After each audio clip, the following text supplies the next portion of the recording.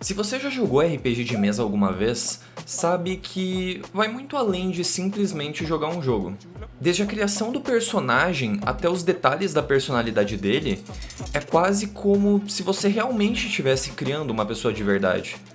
E é justamente isso que torna essa experiência algo tão único.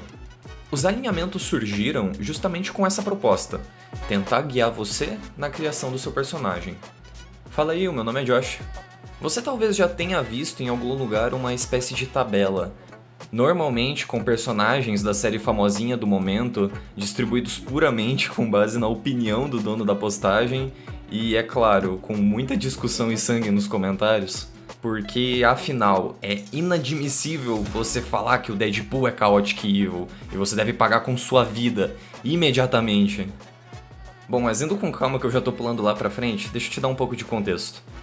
Em um belo dia ensolarado, um sujeito também conhecido como Gary Gygax chegou na mesa da Tactical Studies Rules, também conhecida como a publicadora do D&D, e questionou: precisamos de um jeito de desenvolver a personalidade dos personagens dos nossos jogadores e dos monstros em geral, enfim.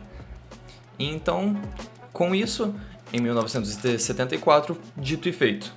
Na primeira edição publicada de Dungeons and Dragons surgiram eles, os Alignments, ou alinhamentos. Nossos queridos alinhamentos surgiram com a proposta de serem essa bússola moral, que guiaria as ações do personagem, na maioria das vezes. A tabela se divide em dois eixos: o eixo moral, que seria o bom e o mal, representado pela parte de cima e a parte de baixo, e o eixo ético, que seria a ordem e o caos, representado pelo lado esquerdo e o lado direito da tabela. Deixa eu começar te explicando o eixo ético. O eixo ético, ou a ordem e o caos, ou a lealdade e o caos, seriam intimamente relacionados à lei, código de conduta ou alguma forma de ordem. O personagem leal segue esses padrões à risca, seja por honra, devoção ou qualquer outro motivo, mesmo que seguir às vezes prejudique ele mesmo no processo. O personagem caótico seria justamente ao contrário, indisciplinado a esses padrões, e tentaria continuamente resistir a eles, como se estivesse brigando contra o sistema. Dando um exemplo, pense em um paladino e um ladino. O paladino, ele é leal, e com isso ele fala: a única coisa pior que roubar é mentira. E o ladino concorda enquanto rouba a bolsa dele de moedas. Seria o leal e o caótico. Um paladino, centrado nas regras e leis que ele segue, e o ladino que, mesmo estando sobre essas mesmas regras e leis, quebra elas. E vale ressaltar que, como é muito nessa ideia de lei e conduta, não é necessariamente as judiciais da sociedade.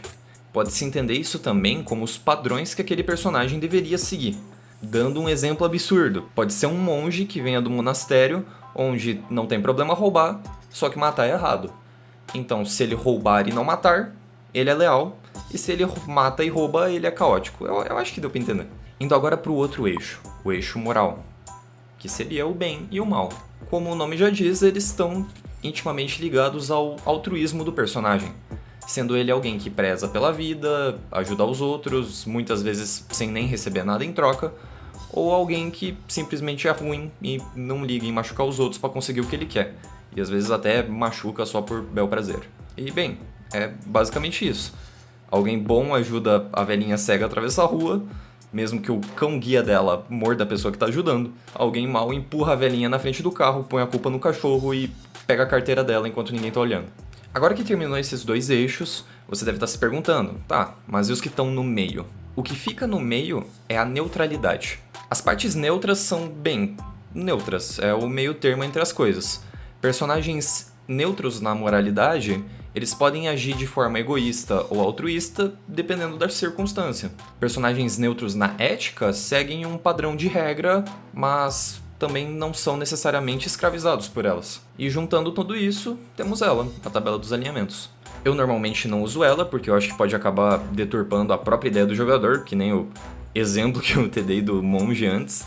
E bom, apesar de meio que você voltar nessa ideia, se meu personagem estivesse nessa situação, ele faria isso por causa do alinhamento dele, eu já acredito que tendo consciência de como seu personagem agiria nessa situação já é o suficiente. Você não precisa desse horóscopo para saber como que teu personagem deve ou não agir. Mas é claro, se você conversou com seu grupo e animaram a ideia de usar, tentem fazer de um jeito que não estrague a sessão e no fim vai dar tudo certo. Exemplos clássicos dessa tabela seriam como o paladino leal e bom, com um senso extremo de justiça, sempre com entusiasmo na bondade das pessoas e que infelizmente acaba no fim enchendo o saco do grupo o tempo inteiro, caso eles saiam do padrão que ele defende de justiça e lealdade. Ou, sei lá, um outro exemplo é o ladino caótico e mau. Como ele é extremamente frio e maligno, ele mata tudo que aparece no caminho dele, porque, bom, ele é maligno, mau, enfim. Vale lembrar, claro, que conflito é diferente de estragar uma sessão com um personagem ruim. O paladino pode questionar certa decisão e acabar aceitando com alguma condição. Por exemplo, o grupo pode convencê-lo que roubar um artefato seria o único jeito de evitar uma grande desgraça, ou então ele só aceita se o ladino fizer trabalho voluntário por uma semana. Enfim, isso é conflito e eu acho que, dependendo da situação, uma boa discussão torna uma sessão bem interessante. Agora, se você for agir que nem uma criança birreta de não, vocês não vão roubar nada comigo aqui, se vocês fizerem alguma coisa eu vou te atacar. É horrível, não leva a lugar nenhum. É sempre bom tentar tomar cuidado com o que é interpretar um personagem e estragar a experiência do jogo de todo mundo.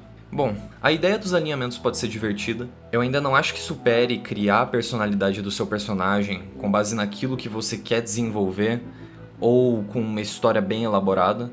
Posso até fazer um vídeo sobre esse tópico mais tarde, mas eu acho que é isso. Esse é o vídeo. Se você ficou com alguma dúvida ou quer só deixar um comentário em geral, pode deixar ali nos comentários.